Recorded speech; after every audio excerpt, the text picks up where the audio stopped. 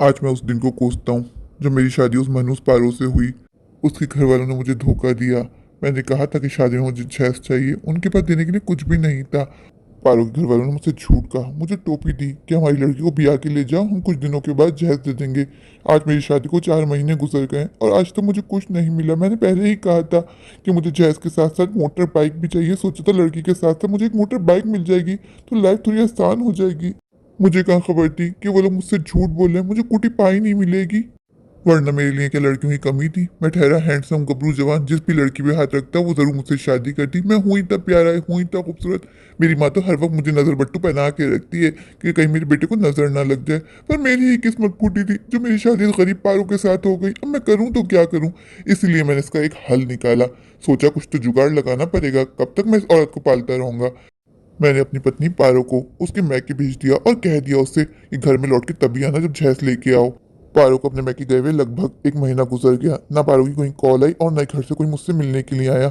मुझे लग रहा था वो लोग आके मेरे पैरों में गिर जाएंगे कि छोड़े भैया जी, हम तो नाराज मत हो, हमारी बहन को बुला लें।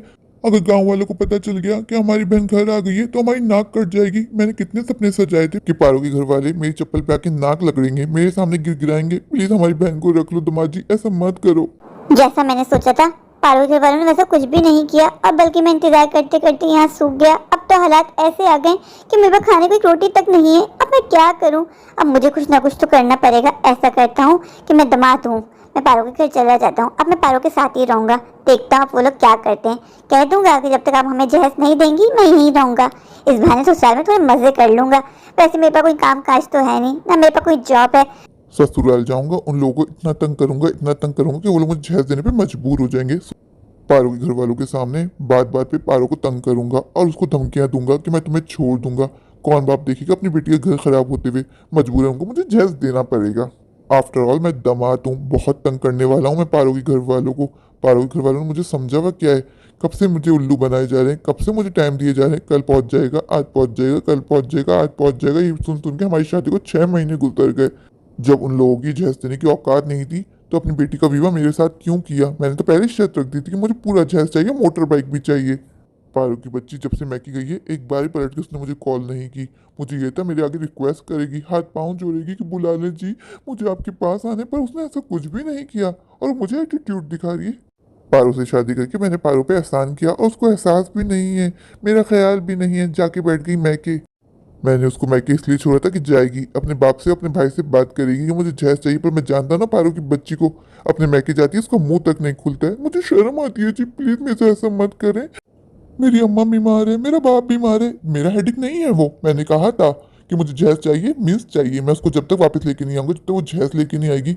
आज कितनी सख्त धूप हो रही है, पसीने पसीने हो गया हूँ। अगर पारो के घर वालों ने जहेज में मुझे एक मोटर बाइक दे दी होती तो अभी मैं धूप में सड़ ना रहा होता। बाइक पे बैठा जूम करके उसके घर पहुंच जाता। मेरी ही किस्मत फूटी थी जो मुझे कंगाल ससुराल वाले मिले। ऊपर से ही सूरज ऐसा लग रहा है मेरा पीछा कर रहा है, जहाँ मैं जा रहा हूँ वहां आ रहा है।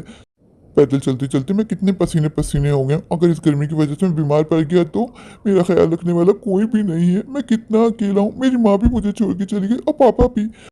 और मुझे तो पत्नी भी ऐसी मिली है जिसको मेरी कोई परवाह नहीं है, जाके मैके बैठ गई है, एक बार भी नहीं पूछा जी कैसे हो आप, मैं आ जाऊँ क्या। मैके जाने के बाद उसने एक बार भी पलट के कॉल नहीं की। मुझे लग रहा था आगे रोएगी, गिर गिराएगी। ना उसने ऐसा किया और ना ही उसके घर वालों ने। जैसा मैंने सोचा था वैसे तो कुछ भी नहीं हुआ, उल्टा मेरा ही मोह मोह हो गया। लेकिन मैं हार नहीं मानूंगा। मेरा नाम भी राजेश है, राजेश। राजेश जो सोचता है वो करता है। अब मैं जाऊंगा अपने ससुराल, पारो के घर वालों को बहुत तंग करूंगा, उन लोगों से अपने नाश नखरे उठवाऊंगा। अगर उन लोगों को मैंने लोहे के जने ना चफवा दिए तो मेरा नाम भी राजेश नहीं। मैं जानता हूँ कि पारो के घर वाले मुझे कोई खास पसंद नहीं करते, पर मुझे कोई फर्क भी नहीं पड़ता। उनकी बेटी का विवाह मेरे साथ हुआ है तो नखरे दिखाना तो बनता है बॉस। सुबह से मैंने कुछ नहीं खाया हुआ, अब तो दोपहर हो गई, पेट में चूहे दौड़ रहे हैं। जल्दी से बस पारो के घर पहुंच जाऊं, उसे गरम गरम नाश्ता बनवाऊंगा, कह दूंगा कि आज मैं हलवा खाऊंगा। पारो से कह दूंगा मैं नहीं जानता, दोपहर में मुझे मटन बिरयानी खानी है। मटन बिरयानी का सोचते ही मेरे मुंह में पानी आ गया। कितने महीने हो गए मैंने कोई भी मांस नहीं खाया। एक वक्त था मैं मांस के बगैर रहता नहीं था, और आज मेरे हालात ऐसे हो गए कि मुझे दाल चावल तक नसीब नहीं हो रहे। मैं क्या करूं? मेरा काम में मन ही नहीं लगता। काम ढूंढने ज़रूर जाता हूं, पर काम मुझे ऐसा मिलता है, मुझे पता है कि मुझसे मेहनत मजदूरी नहीं होती। मैं चाहता था किसी ऐसे लड़के से शादी करूं जिसके महल में मैं आराम करूं, आगे पीछे नौकर चाकर घूमे।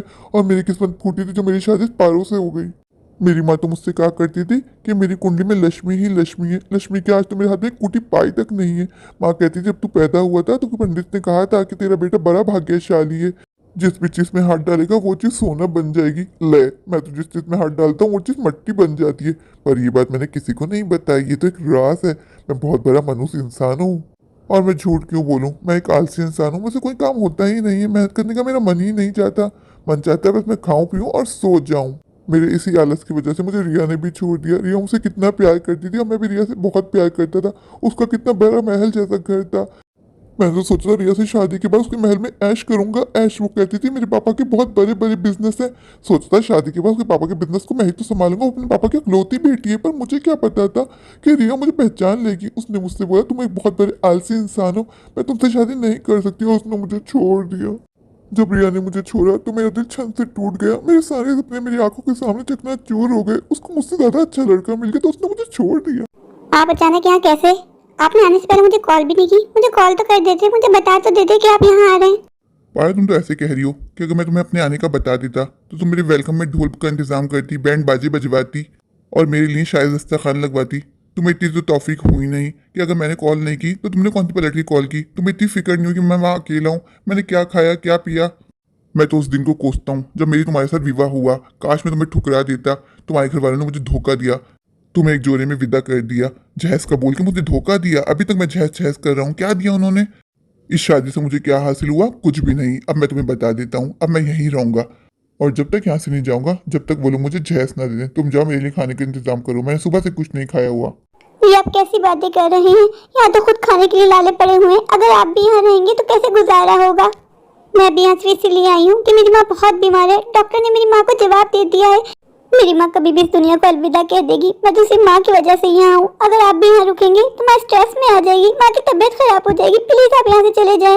तुम्हारी माँ कल की मरती आज मर जाए मुझे कोई फर्क नहीं पड़ता। मैंने कह दिया मैं यहाँ से नहीं जाऊंगा। पहले वो लोग मुझे जहेज देंगे फिर मैं यहाँ से जाऊंगा। प्लीज अभी इतने कठोर मत बनिए। मेरी माँ बहुत बीमार है, मेरी माँ ये सब नहीं सह पाएगी।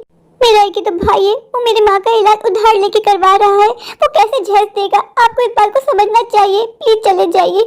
इस बुरे वक्त में आपको हमारा साथ देना चाहिए और आप आके जहेज मांग रहे हैं। तुम्हारी माँ कल की मरती आज मरे मुझे कोई फर्क नहीं पड़ता। इन लोगों ने मुझे धोखा दिया, कहा था जहेज देंगे। मैं जहेज लिए बगैर यहाँ से नहीं जाऊंगा। जब तक तुम्हारे घर वाले मेरी डिमांड पूरी नहीं करेंगे मैं यहाँ से नहीं जाने वाला। हमारे घर के ऐसे हालात नहीं है कि हम जहेज दे सकें। मेरी माँ की थोड़ी तबीयत बेहतर हो जाए, वो संभल जाए, मैं घर आ जाऊंगी, फिर मैं अच्छे से जॉब कर लूंगी। आपको जो भी चाहिए आपको मैं खरीद के दूंगी। अब मैं तुम लोगों की चिकनी चुपड़ी बातों में नहीं आने वाला। तुम लोगों ने मुझे बहुत उल्लू बना लिया। और पारो मैं तुम्हें बता देता हूँ, अब मैं यहाँ से कहीं जाने नहीं वाला। अभी मुझे बहुत जोरों की नींद आ रही है, मैं सो रहा हूँ। तो मेरे लिए खाने का इंतजाम करो। ये यहाँ क्यों आ गए? मैं भैया से क्या कहूँगी? भैया माँ को लेके वैसे बहुत परेशान है और अभी कह रहे हैं यही तो नहीं जाएंगे। हम कैसे इनको खिलाएंगे पिलाएंगे? हम तो खुद 2 दिन से भूखे हैं। पता नहीं ऊपर वाले को क्या मंजूर है। एक मुसीबत जाती नहीं है दूसरी उससे पहले आ जाती है। मेरा बेचारा एक ही तो भाई है, वो किस किस को देखे, किस किस को संभाले। वो मुझे जहेज कहाँ से देगा? ये बात इनकी समझ में क्यों नहीं आती? हट्टे कट्टे ये नहीं होता, खुद मेहनत करें खुद कमाएं। पारो खाने में क्या बनाया है? जल्दी से खाना लगा दो, मुझे बहुत जोरों की भूख लग रही है। घर में तो खाने पीने का कुछ सामान नहीं था। मैं ब्याह वाली आंटी से दाल चावल मांग के लाई हूँ। मैंने खिचड़ी चाहिए। घर आए दामाद को तुम्हारे घर में ये इज्जत दी जाती है कि दामादों को खिचड़ी खिलाई जाती है? शर्म नहीं आ रही तुम लोगों को बोलते हुए? मैं खिचड़ी किसी भी हाल में नहीं खाऊंगा। जाओ मेरे लिए बिरयानी बनाओ। मैं आपके लिए बिरयानी कहाँ से बनाऊंगी? घर में कोई भी ग्रोसरी नहीं है, कोई भी सामान नहीं है। आप हमारी मजबूरी को समझिए, प्लीज ऐसा मत कीजिए। बड़ा दामाद तो बेटा सामान होता है ना जी। दामाद माय फुट, तुम लोगों ने मुझे दामाद समझा कब है? तुम्हारे घर वालों ने मुझे खिलौना समझा। जब चाहा चाबी भर दी, जब चाहा फेंक दिया। लेकिन मैं तुम्हें बता देता हूँ पारो, इस बार मैं नहीं हार मानूंगा। मैं जहेज लेके ही जाऊंगा, वरना मैं तुम्हें छोड़ दूंगा, तुम्हें डाइवोर्स दे दूंगा। प्लीज आप सिचुएशन को समझिए, ये वक्त इन बातों का नहीं है। मेरी माँ बहुत बीमार है। और प्लीज आहिस्ता बोलिए, अगर माँ को आपकी आवाज चली गई तो माँ की तबीयत खराब हो जाएगी। मैं आपके आगे हाथ जोड़ती हूँ, आपसे रिक्वेस्ट करती हूँ, प्लीज आप इस वक्त यहाँ से चले जाइए। मैं यहाँ से कहीं नहीं जाने वाला। मैं तुम्हें पहले बता चुका हूँ। तुम मेरे लिए खाने का बंदोबस्त करो, मुझे बहुत जोरों की भूख लग रही है। अगर तुमने मेरे लिए खाने का बंदोबस्त नहीं किया तो पारो मैं बता देता हूँ, मैं हंगामा कर दूंगा। तुम्हारी माँ मरती है तो मरे, मुझे कोई फर्क नहीं पड़ता। आप ऐसा क्यों कर रहे हैं? मुझे कुछ समझ में नहीं आ रहा। हम मजबूर हैं, हम जहस नहीं दे सकते। प्लीज यहाँ से चले जाइए। अगर आप हमारी परेशानी दूर नहीं कर सकते तो प्लीज हमारी परेशानी में इजाफा मत कीजिए। मेरा भैया वैसे ही बहुत परेशान है, वो कैसे जहस अरेंज करेगा? आप खुद सोचिए, मेरा तो बाप भी नहीं है। मेरा बाप बहुत पहले दुनिया को छोड़ के जा चुका है, मेरी माँ भी बीमार है, हम कैसे जहस देंगे? जब जहज देने की औकात नहीं थी तो क्यों भी आई अपनी बेटी रखते अपने पास? झूठ क्यों बोला मुझसे? कौन माँ चाहेगी अपनी जवान बेटी को घर में बिठा के रखना? मजबूर थी मेरी माँ, इसलिए आपसे झूठ बोल दिया। मेरे लिए लड़कियों की कोई कमी नहीं थी। तुम्हारा भाई आया था रिश्ता लेके, उसने मेरे आगे हाथ जोड़े, मुझसे रिक्वेस्ट की कि मेरी बहन से शादी कर लो। पारो, तुमसे मैंने इसी शर्त पे शादी की थी कि तुम्हारा भाई मुझे जहज देगा। तुम्हारे भाई ने मुझे धोखा दिया है, धोखा। पारो, तुम और तुम्हारे तमाम घर वाले सब के सब झूठे हो, सबने मुझे धोखा दिया है। हम झूठे नहीं, हम मजबूर थे, हमारी मजबूरी थी। मेरी माँ चाहती थी कि माँ की जिंदगी में ही मेरी शादी हो जाए, इसलिए भाई ने आपसे ऐसा कहा। भाई कोशिश कर रहा था पर भाई अरेंज नहीं कर पाया जैस। सिर्फ तुम्हारी शादी हो जाए, उस चक्कर में उन्होंने अपनी मुसीबत मुझे भी दी। और मुझे क्या मिला? कुछ भी तो नहीं मिला। मैं आपके लिए मुसीबत हूँ? ये आप कैसी बातें कर रहे हैं? दिल दुखा दिया आपने मेरा। मेरे प्यार में क्या कमी रह गई थी जी? मैं आपके घर वालों का कितना ख्याल रखती हूँ, कभी कोई कमी नहीं होने देती, और आपने आज मुझे मुसीबत बोल दिया। क्यों? क्योंकि आपको जैस नहीं मिला, सिर्फ इसलिए? ये जैसे लानत है जी। इस चक्कर में कितनी बहन बेटियां अपने घरों में बैठी हैं, उम्रें निकलती जा रही हैं, बुढ़ी हो रही हैं। मुझे सब लड़कियों से कोई फर्क नहीं पड़ता। मैं तुम्हारी बात कर रहा हूँ। मैंने सब लड़कियों का ठेका नहीं उठाया हुआ। अगर तुम्हारा भाई जैस नहीं दे सकता तो मुझे बता देता, तो मैं कभी तुमसे शादी नहीं करता। मुझे यहाँ आना ही नहीं चाहिए था। मेरा सारा मूड स्पॉइल हो गया। क्या सोचा था, यहाँ आऊंगा, उससे अपनी सेवा करवाऊंगा, सबसे अपने नाच नखरे उठवाऊंगा। पर यहाँ तो आपे का आबा बिगड़ा हुआ है। किसी को भी मेरी परवाह नहीं है, किसी ने मेरी फिक्र नहीं की कि दामाद आया हुआ है, उसकी सेवा करें, उसके नाच नखरे उठाएं। कैसे लोगों में फंस गया हूँ मैं। ये क्या, इतनी हसीन लड़की? अरे, ये तो मुझे ही देख रही है।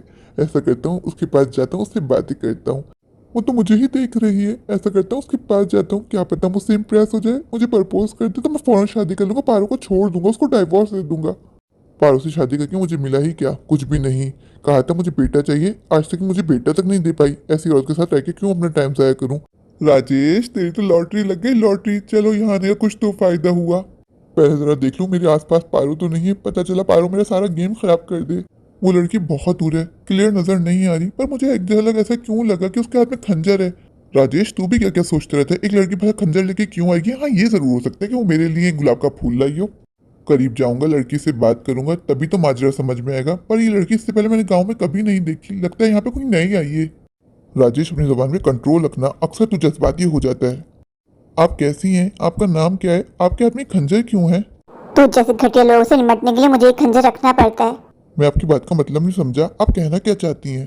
तो क्यों बेचारी पारो के पीछे पड़ा रहता है? क्यों उसको परेशान करता रहता है? हर वक्त उसको छोड़ने की धमकियां देता रहता है। तुझे पहली नजर में देख के समझ गई थी कि तू एक घटिया लालची इंसान है। बहन जी, आप हैं कौन और आपको किसने हक दिया है हमारे मामले में बोलने का? मैं एक औरत हूँ, तेरे लिए इतना ही जानना काफी है।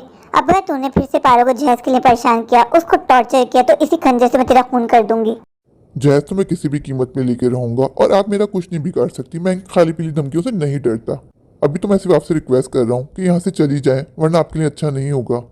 तू मुझे धमकी दे रहा है? तू जानता नहीं है मैं कौन हूँ? बहन जी, मैं नहीं जानता कि आप कौन है, लेकिन आपको मैं बता देता हूँ, मैं आपकी खाली पीली धमकियों से नहीं डरने वाला। प्लीज आप यहाँ से चली जाइए। हमारे मामले में नहीं बोले तो आपके लिए बेहतर है। तुम जैसे लालची इंसानों की वजह से बेचारी लड़कियां सुसाइड करती हैं, मर जाती हैं। लेकिन अब बस, मैं और लड़कियों पे जुल्म नहीं होने दूंगी। आप हैं कौन और क्यों मेरे पीछे पड़ी हैं? देख लिया मैं कौन हूँ, अब सुकून आ गया। बचाओ बचाओ, यहाँ चुड़ैल है, बचाओ। क्या हुआ? अब क्यों डर गया? अभी तो बड़ी बड़ी बातें कर रहा था। अगर तूने फिर से पारो को जहज के लिए परेशान किया, उसको टॉर्चर किया, तो मैं बता देती हूँ, मैं तुझे मार दूंगी। मेरे हस्बैंड ने, मेरे ससुराल वालों ने मुझे जहज के लिए बहुत तंग किया, फिर मुझे आग लगा के जला दिया। तब से मेरी आत्मा भटक रही है। तुम मुझे छोड़ दो, मैं तुमसे प्रॉमिस करता हूँ आइंदा पारो को तंग नहीं करूंगा। प्लीज मुझे छोड़ दो। क्या हुआ जी? आपकी तबीयत तो ठीक है? यहाँ तो कोई भी नहीं है, आप किससे कह रहे हैं कि आपको छोड़ दे? पारो, मुझे माफ कर दो। मैं गुनहगार हूँ तुम्हारा। मैं तुम्हें हर वक्त जहज के लिए टॉर्चर करता रहा। मैं तुमसे वादा करता हूँ आइंदा मैं तुम्हें कभी जहज के लिए टॉर्चर नहीं करूंगा। मुझे अपनी गलती का एहसास हो गया। पारो, चलो तुम सामान पैक करो, हम अपने घर चलते हैं। आप सच कह रहे हैं जी? हाँ, मैं सच कह रहा हूँ। मैं जानता हूँ मैं बहुत लालची इंसान हूँ, पर मुझे अपनी गलती का एहसास हो गया। मेरे प्यारे प्यारे व्यूवर्स, अगर आपको मेरी आज की ये स्टोरी अच्छी लगे तो प्लीज़ मेरे चैनल को लाइक कीजिए, अपने दोस्तों के साथ शेयर कीजिए और हाँ, मेरे चैनल को सब्सक्राइब करना बिल्कुल मत भूलिए। तभी जाकर मेरे चैनल को सब्सक्राइब कर दीजिए, मुझे ढेर सारा प्यार दीजिए, मुझे सपोर्ट कीजिए, मेरे चैनल को सब्सक्राइब कर दीजिए। Thank you.